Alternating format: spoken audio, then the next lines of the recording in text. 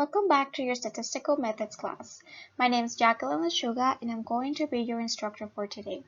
As always, we'll begin by reviewing some of the material that we covered last lecture. In the last lecture, we discussed how every regression line has two equations, the unstandardized regression equation, which uses raw scores, and the standardized regression equation, which uses z-scores. Raw scores are also called unstandardized scores, and z-scores are also called standardized scores. As an example, we use this scatter plot, which shows the relationship of fertility with life expectancy in about 100 countries. Each dot represents a country. Here's a regression line for this data. The line has a negative slope. This is the unstandardized regression equation for the line. We can use the equation to find the predicted life expectancy for a particular country. For instance, suppose the fertility in a country is 5. That is, the value of x equals 5. We can plug this number into the regression equation. And when we do the algebra, we find that the predicted life expectancy in that country is 58.5. 58.5 is the same number we get if we plot the prediction point on a regression line. The regression line also has a standardized equation. We can use it to make predictions using the z-scores. For example, suppose a country's z-score on the x variable is 1.57. This z-score is equivalent to a raw score of 5. We can plug 1.57 into the standardized regression equation. When we do the algebra, we find that the predicted value of c of y is negative 1.26. Negative 1.26 is the same number we get if we plot the prediction point on the regression line and then use the point to find the predicted value of c of y. As we said, 1.57 is the z-score equivalent of a raw score of 5. The prediction point on the regression line that is shown in this scatter plot is the same prediction point that we find if we use a raw score of 5 as our predictor. This example shows that the unstandardized regression equation and the standardized regression equation use the same regression line, have the same prediction point, and produce the same predicted value of y. The only difference is that one is using the unstandardized values of the variables, but the other uses the standardized values. In the last lecture, we also learned some new terminology. In the unstandardized regression equation, the number that is multiplied times x is called the unstandardized slope. It is also called the unstandardized regression coefficient. The mathematical symbol for the unstandardized regression coefficient is b. The number in this part of the equation is called the unstandardized intercept. The mathematical symbol for the unstandardized intercept is a. We said that in analytical geometry, which you learned in high school, the slope is m and the intercept is b. However, in regression, the symbols are different. The slope is b and the intercept is a. Next, we talked about the terminology for the standardized regression equation. The number that is multiplied times the c of x is called the standardized slope. It's also called the standardized regression coefficient, and its mathematical symbol is the Greek letter theta. The intercept of a standardized regression line is 0, always. But the 0 is never shown. It is an invisible presence. In the last lecture, we introduced two essential facts about the standardized regression equation. In a standardized regression equation, beta, the slope, is equal to r, always. And the standardized regression equation can be written in two ways. In the first version, the predicted value of c of y is equal to beta times the c of x. In the second version, r is substituted for beta. So the predicted value of the c of y is equal to r times the c of x. these two equations are equivalent. But this second form of the equation is extraordinarily important. I call it the magic formula. I showed you how the magic formula can be used to solve regression problems. First, I showed you how the formula can be used when the predictor and the criterion are z-scores. Here's an example. Isabel had a z-score of 1.50 on the midterm. Estimate Isabel's z-score on the final. In this example, the criterion, the thing we want to predict, is Isabel's z-score on the final. The predictor is her z-score of 1.50 on the midterm. For this kind of problem, we're given only one piece of background information. The correlation of midterm grades with final grades is 0.50. We will use the magic formula to solve this problem. We're given the information that r equals 0.50, so we will substitute 0.50 into the equation. We're given the information that Isabel's score on the midterm is 1.50. That is, c of x equals 1.50. So we substitute that 1.50 into the equation. Then we just do the math. 0.50 times 1.50 equals 0.75, and that's our answer. Isabel's predicted z-score on the final exam. Next, I show you how the magic formula can be used to solve regression problems in which the predictor and criterion are raw scores, that is, when they are unstandardized. Here's our example. We're told that Carla scored 90 on the midterm, and we're asked to estimate her grade on the final exam. In this example, the thing we want to estimate is Carla's grade on the final exam. So that's our y, our criterion. The predictor, x, is her grade on the midterm. For this type of problem, we're given quite a bit of background information. We're given the mean and standard deviation of the predictor, x. We're given the mean and standard deviation of the criterion, y. And we're also given the correlation between x and y, which in this case is equal to 0.50. We will use this box to help us solve the problem. We need to fill in the numbers one by one from left to right. The idea is that we turn x into a z-score, use the magic formula to find a solution that is a z-score, and then turn that z-score into a raw score.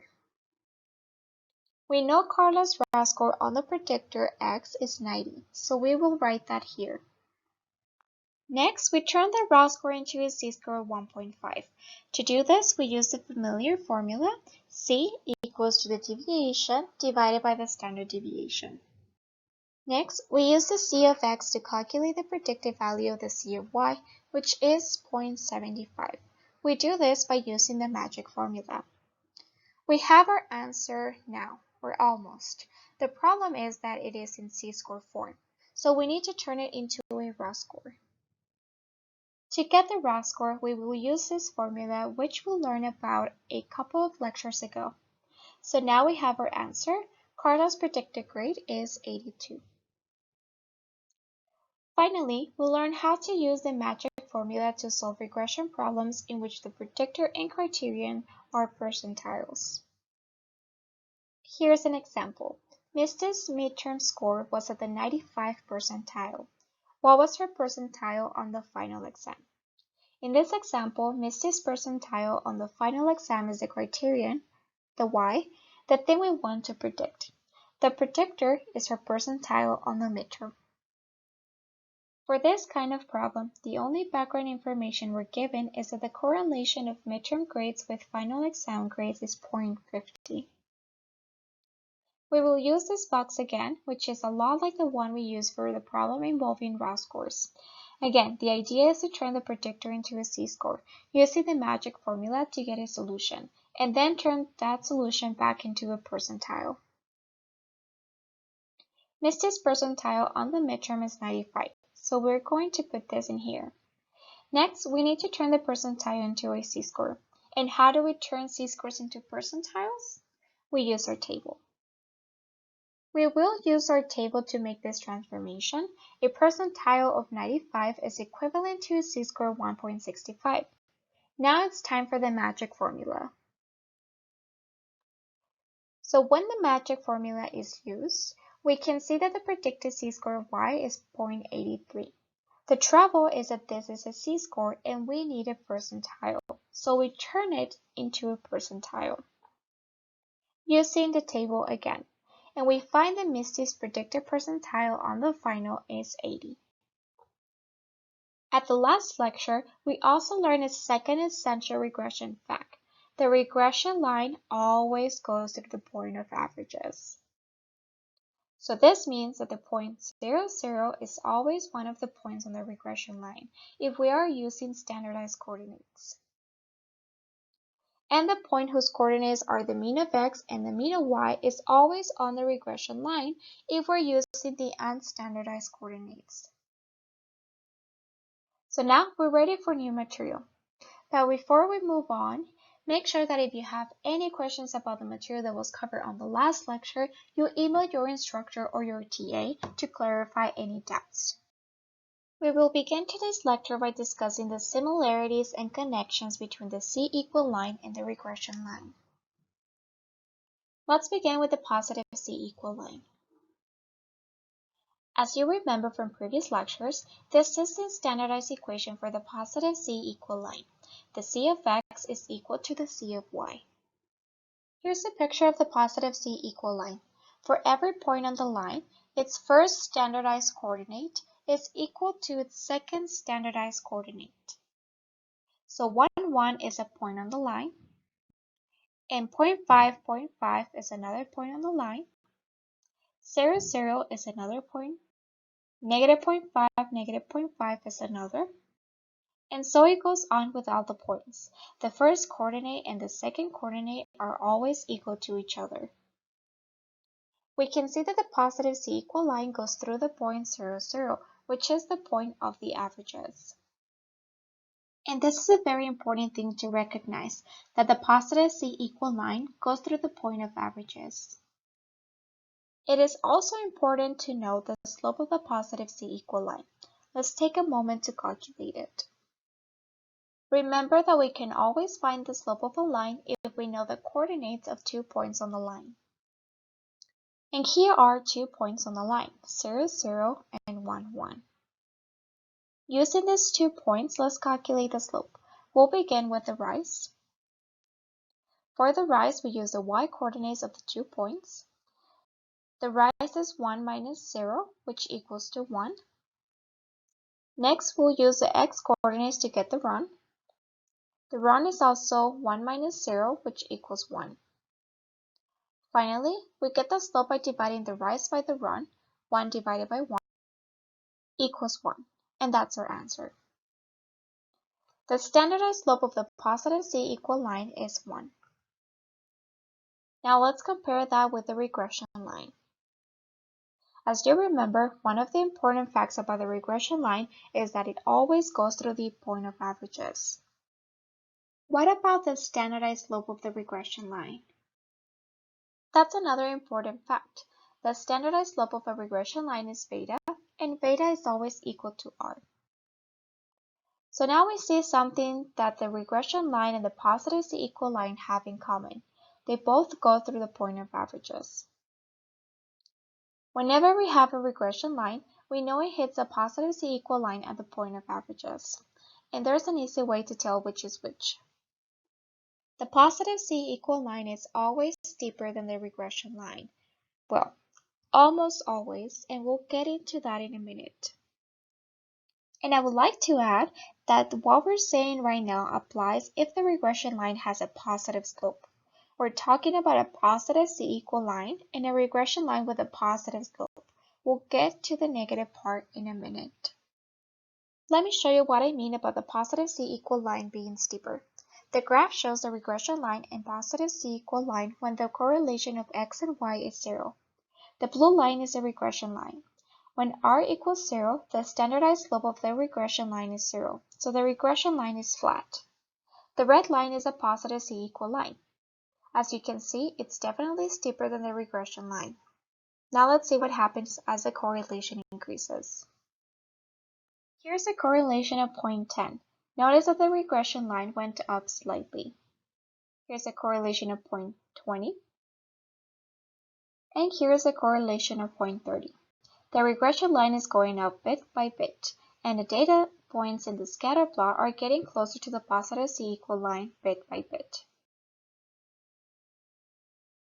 As we increase the correlation coefficient, the regression line keeps going up, and the data points are getting closer and closer to the c-equal line. When the correlation coefficient is 1, the regression line and all data points lie on top of the positive c-equal line. So what we have just seen is that the regression line gets closer and closer and closer to the positive c-equal line as r gets closer to 1. The positive c-equal line is almost always steeper than the regression line. There's only one exception. When the correlation coefficient equals 1, the regression line and the positive c-equal line are identical. In other words, when r equals 1, the standardized slope of the regression line is 1. That's the same as the standardized slope of the positive c-equal line. So both lines have the same slope and are identical to each other. Now, so far we have been talking about when the regression line has a positive slope. Now let's talk about a regression line with a negative slope and how it is related to the negative c-equal line. So here's the scatter plot when the correlation is 0. The blue line, the regression line, is flat because the slope is 0. The red line goes down from left to right and is the negative c-equal line. Now the correlation of x and y is negative 0.10. The slope of the regression line has changed slightly, and the slope is negative going down from left to right. The regression line slope gets more and more negative. The data points are getting closer to the negative c-equal line.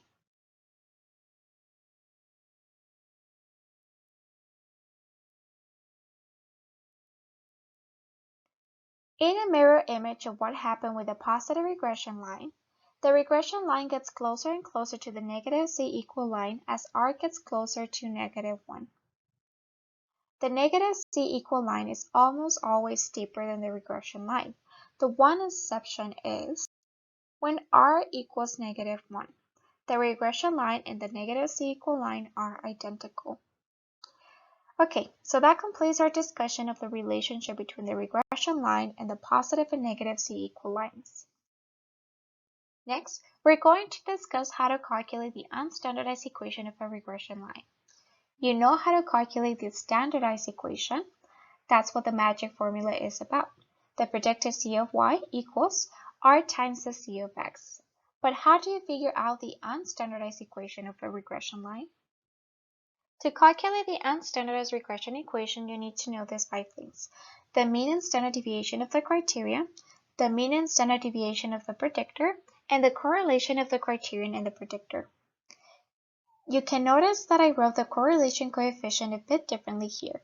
It's the letter R with the subscripts for x and y. Sometimes the correlation coefficient is written using this mathematical notation. The subscripts are used simply to indicate what variables are being correlated. In this case, R with subscripts of x and y simply means what we have been calling R, the correlation of x and y.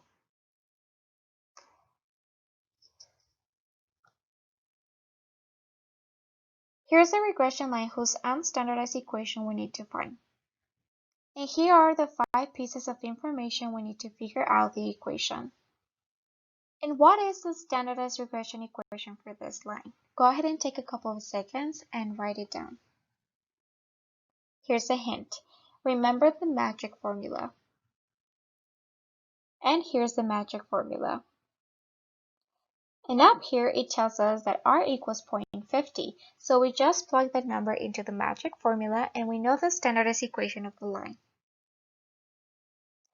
To calculate the unstandardized equation is more complicated. As you remember, to calculate the equation of a line, there are 4 steps. Find the coordinates of 2 points on the line, use them to calculate the line slope, then calculate the intercept, and finally plug the slope and intercept into the general equation of the line. When we're calculating the standardized equation of a regression line, we can skip this step and just calculate the slope. And we can calculate the slope with an equation. Here's the equation. The unstandardized slope of the regression line is equal to r times the standard deviation of y divided by the standard deviation of x. I'll show you how this works. I said we need these 5 numbers to find the unstandardized equation. We're going to use 3 of them now. Down below here, we can see that the standard deviation of y is equal to 10. We can plug the number into the equation like this. Similarly, down below we can see that the standard deviation of x is equal to 40. We can plug the number into the equation also like this. Finally, down below we can see that r equals 0.50. We can plug the number into the equation like this. Then we just do the arithmetic. First, we multiply the two numbers in the numerator times each other. 0.50 times 10 is 5. So we substitute 5 for 0.50 times 10. Then we divide 5 by 40. We get the decimal fraction of 0.125, and that's the slope. We did it all using this equation. I'm sorry to tell you, but this is one of the equations you must memorize. Now that we have calculated the slope, we need to go on to the next step and calculate the intercept.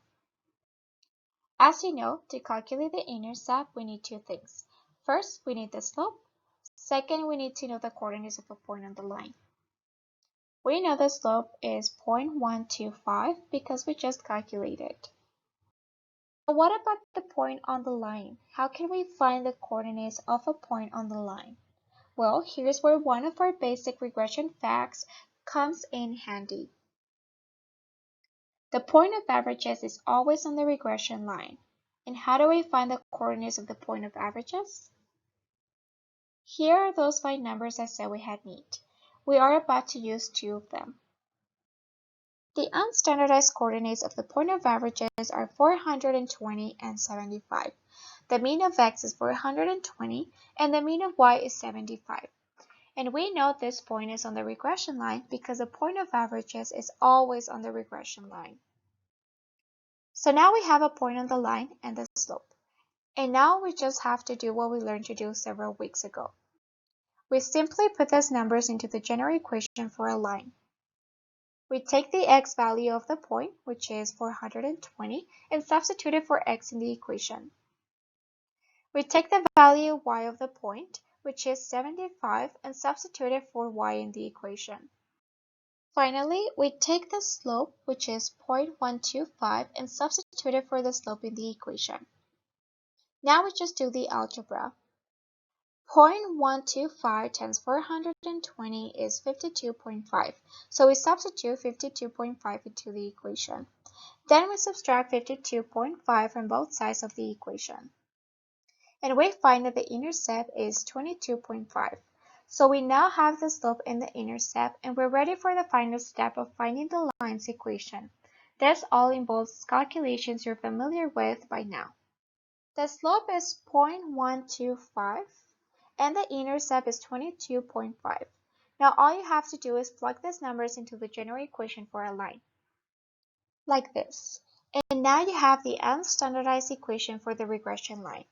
Y predicted equals 0.125 times x plus 22.5. Let's summarize what we have just done. Here are the steps for calculating the unstandardized regression equation. First, use this equation to find the unstandardized slope. Second, use the slope and the point of averages to find the intercept. Third, you know the rest, because you just follow the remaining steps you already know for finding the equation of a line. The first 2 steps are all that's new. Now you're going to be memorizing this equation and using it to find the unstandardized slope. And we're going to talk about why this equation makes sense. It is important that you understand why it works. Here's the regression line we have been working with. Let's rearrange the numbers a bit to give ourselves room. Now let's choose 2 points on the line. The first is the point of averages. Its standardized coordinates are 0 and 0. The second point has the standardized coordinates of 1 and 0.50. For this point, the first coordinate is 1. The magic formula tells us that the c of y is r times the c of x. R is equal to 0.50. So the c of y is 0.50 times 1, or 0.50. So now that we have these 2 points, let's find their unstandardized coordinates. What are the unstandardized coordinates of this point, the point of averages? The coordinates of the point are 420 and 75, which are the mean of x and the mean of y. You can also say, using mathematical symbols, that the coordinates are the mean of x and the mean of y. Now, let's find the unstandardized coordinates of this other point, 1 and 0.50. This will require a little work. These are the standardized coordinates of the selected point, which are c-scores. Let's start with this coordinate. The c of x is equal to 1. And this is the formula we have been using for turning a c-score into a raw score. The c-score is 1, so we will substitute that into the formula. And now we just do the algebra. 1 times the standard deviation of x is equal to the standard deviation of x. I rearranged the terms slightly. And we'll put the result up here for safekeeping until we need it. The raw score of x equals the mean of x plus the standard deviation of x. This makes sense. If the z-score is 1, then the raw score is 1 standard deviation above the mean. Now we'll do the same thing for the second coordinate, the c of y. And we will use this equation again for transforming a z-score into a raw score. The z-score is 0.50. So we'll substitute that into the formula. The raw score is equal to 0.50 times the standard deviation of y plus the mean of y. We will rearrange the terms and move the formula up here with the other formula. So we now have the raw score of x and the raw score of y. These are the unstandardized coordinates. And we will write them like this. The coordinates of x and y are equal to these values. The raw score x is equal to the mean of x plus the standard deviation of x. This makes sense because the c of x is 1. A z-score of 1 is equal to the mean plus 1 standard deviation. The raw score of y is equal to the mean of y plus 0.50 times the standard deviation of y. This makes sense because the c of y is 0.50.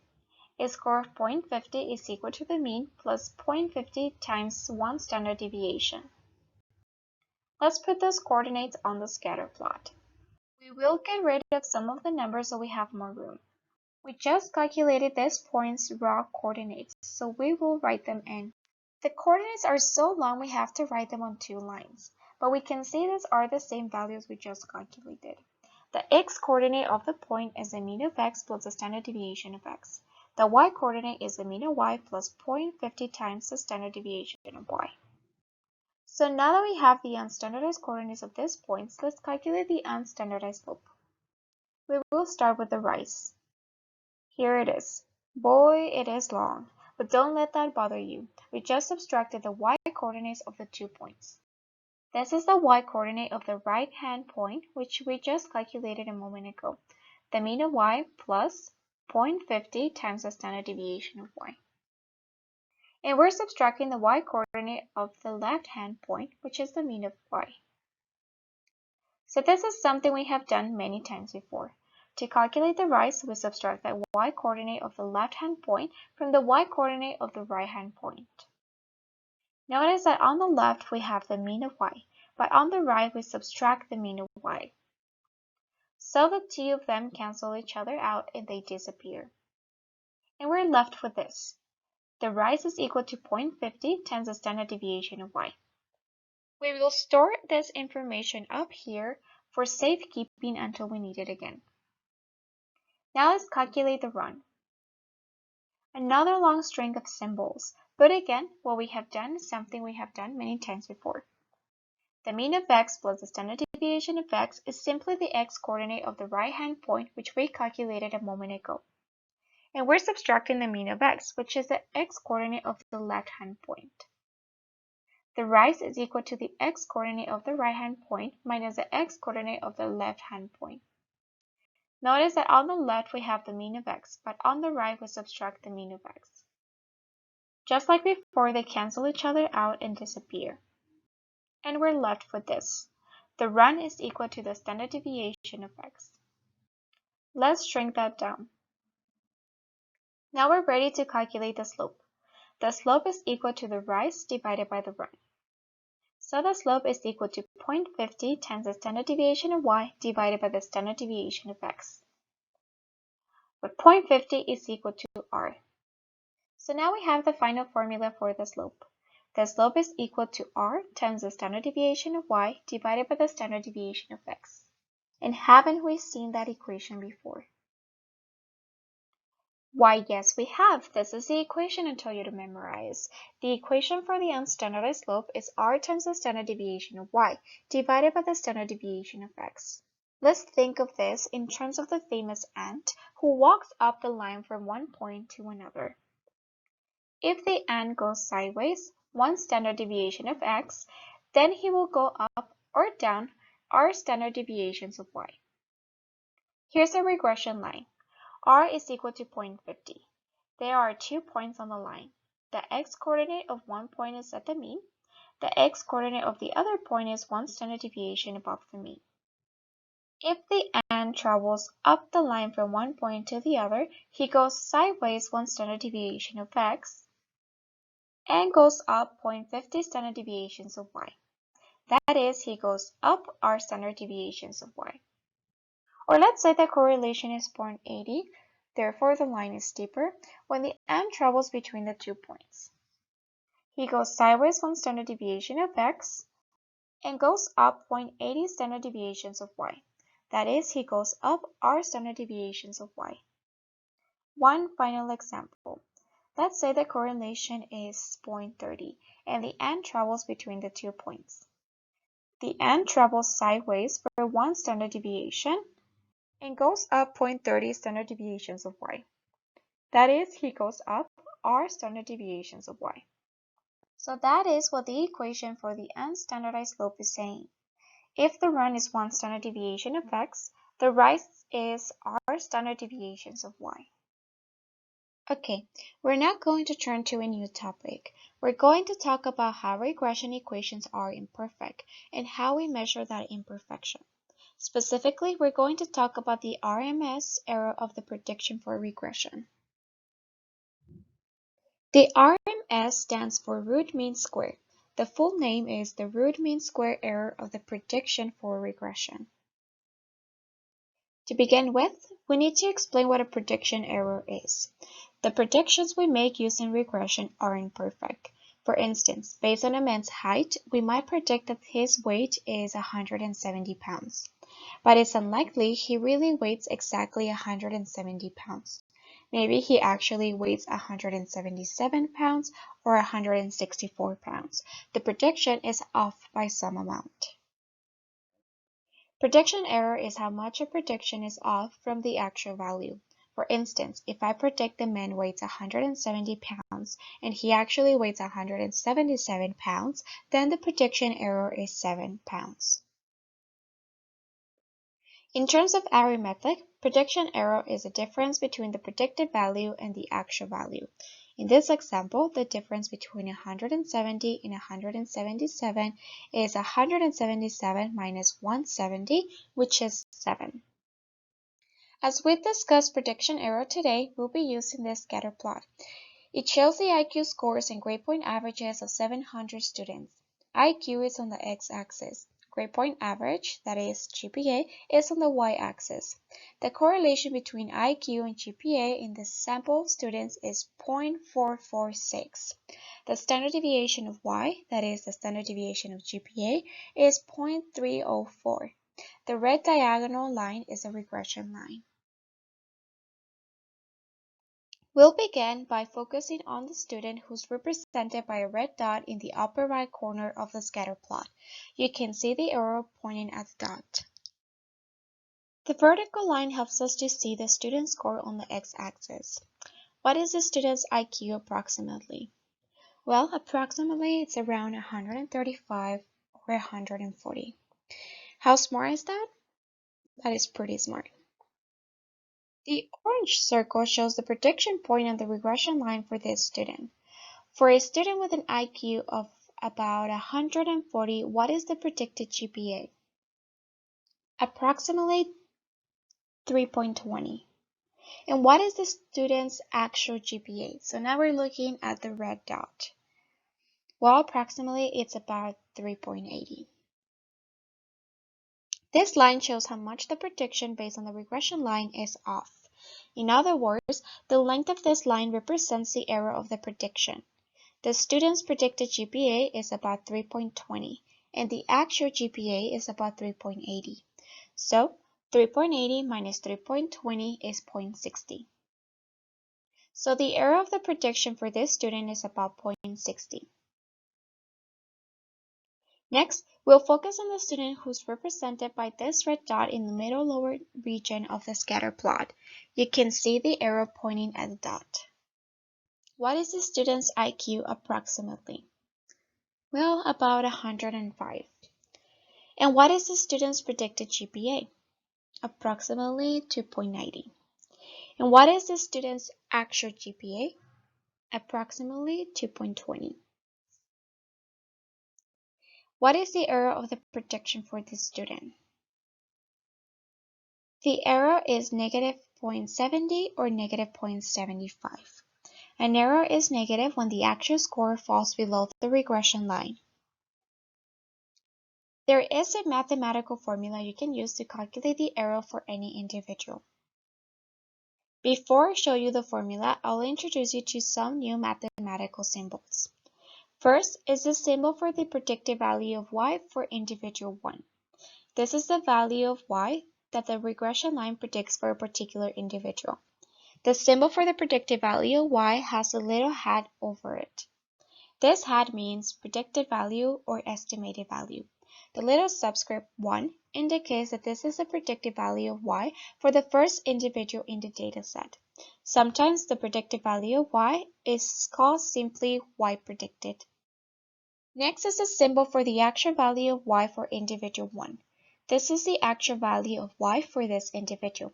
When I say actual value, this means the score that the person really got on y, not just some prediction we made about it. The little subscript 1 indicates that this is the actual value of y for the first individual in the dataset. The actual value of y is also sometimes called the observed value of y or y observed.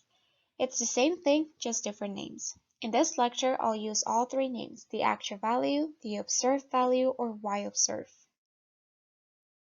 And here's a symbol for the prediction error of individual 1. This error is equal to the actual value of y for individual 1 minus the predicted value of y for individual 1. The error is the difference between the actual value and the predicted value and tells us how much the predicted value is off. The prediction error is also sometimes called the residual. So this is the same scatter plot we saw earlier, showing the relationship of IQ scores with first-year GPA in 700 college students. We're going to use it to demonstrate how prediction error is calculated. We're going to calculate the prediction error for individual 1 in the dataset, who is represented by this red dot in the upper left part of the scatter plot. If we draw a vertical line, we can see that the IQ of individual 1 is 73.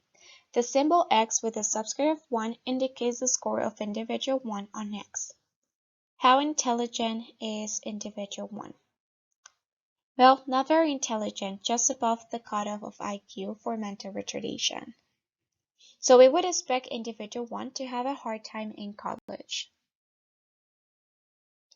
The circle is a prediction point for people with an IQ of 73. The y-coordinate of this point is 2.61. So for individuals with an IQ of 73, the predicted GPA is 2.61. So we have completed a first step. We now know the value of y predicted for individual 1. Next, we need to get the actual value of y for individual 1.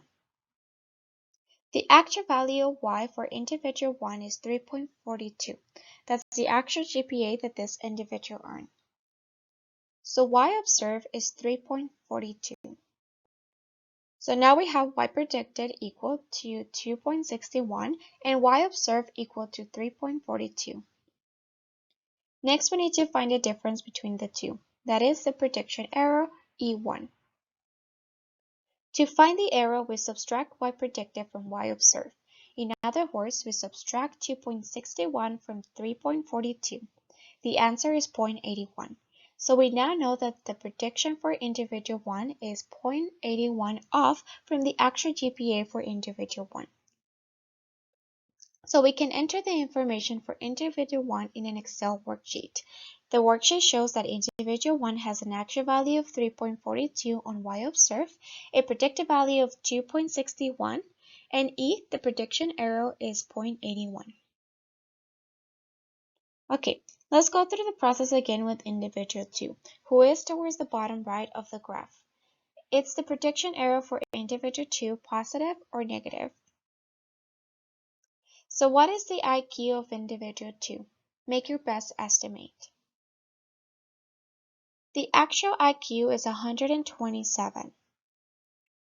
What is the predicted GPA for individual 2? So the predicted value of y is 3.09. Next, we need to find the observed value of y. What is the observed value of y for individual 2? Make your best estimate. The observed value of y is 2.41. This is the actual GPA for individual 2. So now we have y predicted and y observed for individual 2. Next, we need to calculate the prediction error for individual 2. Take a couple of seconds to get this done. So now we know that the prediction error is negative 0.68 for individual 2. So we can repeat this process for all 700 students in the sample. For each student, we calculate a predicted value y and subtract it from the observed value y. And in this way, we can get the error for each student. And we can enter them into an Excel worksheet. Because we have 700 students, we will have 700 rows of data. This slide shows the first 9 students. Once we have calculated the error for each of the 700 students, we will want to find the typical size of the prediction errors. For some students, the error is small. For other students, the error is big. But if we know the typical size of the errors, that gives us an idea of how far off the predictions usually are. One idea is that we could just average the errors. That is, we could take all the numbers in this column marked E and calculate their mean. Unfortunately, averaging the errors is an idea that sounds good but doesn't work. Why doesn't it work to average the errors? It turns out that the sum of the errors and the average of the errors is always 0. So the average of errors is always equal to 0. This should sound a little familiar. Where have we run into this situation before? We ran into this situation when we were trying to find the typical deviation from the mean. We found out that it's useless to calculate the average of the deviations because the average deviation is always 0. However, statisticians have found a way to avoid this glitch by computing the standard deviation. As you remember, the standard deviation is really a kind of average deviation, but it is calculated a little differently than the way we all learned to calculate the average in grade school. It turns out that the same approach that works with deviations also works with errors. It's our old friend, the root mean square. By now, you're highly familiar with how to calculate the root mean square for deviations, which we normally call the standard deviation. Very quickly, I will describe the steps that are used to calculate the standard deviation, which is also called the root mean square deviation. By now, you know these steps as well as I do. First, you square all the deviations. Second, you sum the square deviations. Third, you find the mean of the square deviations. This mean is called the mean square.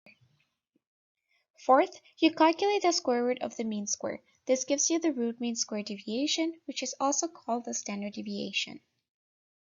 We can follow exactly the same procedure using prediction errors instead of deviations. The result is the root mean square error of the prediction, or RMS error for short.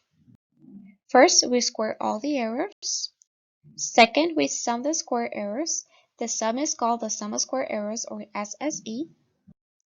Third, we find the mean of the square errors. This mean is called the mean square error, or MSE. Fourth, you calculate the square root of the mean square error. This square root is called the root mean square error of the prediction. As you can see, the standard deviation and the root mean square error are calculated almost exactly the same way, but one method is for deviations and the other is for errors. The standard deviation, also known as the root mean square deviation, tells us typical distance of individuals from the mean. The root mean square error of the prediction tells us the typical distance between observed values of y and predicted values of y. There are two ways to calculate the root mean square error. First, here's the long way, using the sample of 700 students we have been using throughout the lecture. First, you calculate all 700 errors using the procedures I showed you earlier. The result is a list of 700 values of E that you put into a worksheet. You then calculate the root mean square of the errors. First, you square the errors, then you sum them, then you find their mean, and finally you calculate the square root of the mean. These are exactly the same steps you already know for the standard deviation. This gives you the root mean square error of the prediction, which is 0.272. But this is exactly the same as the standard deviation of the errors. Because the root mean square error of the prediction is just the standard deviation of the errors, they are the same thing. Now, I have a question for you. As we have just said, the root mean square error is just the standard deviation of the prediction errors. What is the mean of the errors? It's going to be 0, just like the mean of deviations is 0. Okay, I have just shown you the long way to calculate the root mean square error of the prediction, but there is also a short way. It involves the use of a formula which your statistics book gives you. Here's the formula, and let's try it out with the sample of 700 students we have been using in this lecture as an example. Here's the scatter plot again for the 700 students. Notice it gives you the numbers you need for the formula. The standard deviation of y is 0.304 and r is equal to 0.446. So put these numbers in the upper right corner here so we have them handy when we need them. Now, all we have to do is plug these numbers into the formula for the root mean square error of the prediction. Okay, I have just plugged in the numbers, so take a moment to look this over and then let me know if you have any questions. 0.446 squared is 0.199, so we substitute that. 1 minus 0.199 is 0.801, so we substitute that. The square root of 0.801 is 0.895, so we're going to substitute that. Finally, 0.895 times 0.304 equals 0.272. So using the short method, we have just found the root mean square error is 0.272. And as you may recall, this is exactly the same answer we got using the long way. The long way and the short way gives us exactly the same answer. So I have two recommendations for you when you calculate the root mean square error of the prediction. My first recommendation is that you always use the short way to calculate the root mean square of the error of the prediction. The short way is very fast and the long way is very, very slow. My second recommendation is that you make an effort to understand how the long way works. You will hardly ever use the long way to calculate the root mean square error, but the long way is worth remembering because it shows what is going on. The root mean square of the error prediction is simply the standard deviation of the errors. So the long way is important because it shows how the root mean square error of the prediction is really just a new twist on something you already understand, the standard deviation. Okay, here's something interesting. I would like each one of you to calculate the root mean square error of the prediction when the correlation between the two variables is 1. Just do the calculations and then come back to the video. Here's the formula. We know r equals 1, so we substitute 1 for r. we get this formula. 1 squared is equal to 1. So 1 minus 1 squared is equal to 0. The square root of 0 is 0. So if we multiply that times the standard deviation of y, we get 0. So this tells us that if the correlation between two variables is 1, then the root mean square error of the prediction is 0. And this makes sense. When the correlation between two variables is 1, all the points lie on the regression line. The predictions aren't off at all, and the error is 0. Okay, so that does it for today. We'll continue talking about regression at the next class.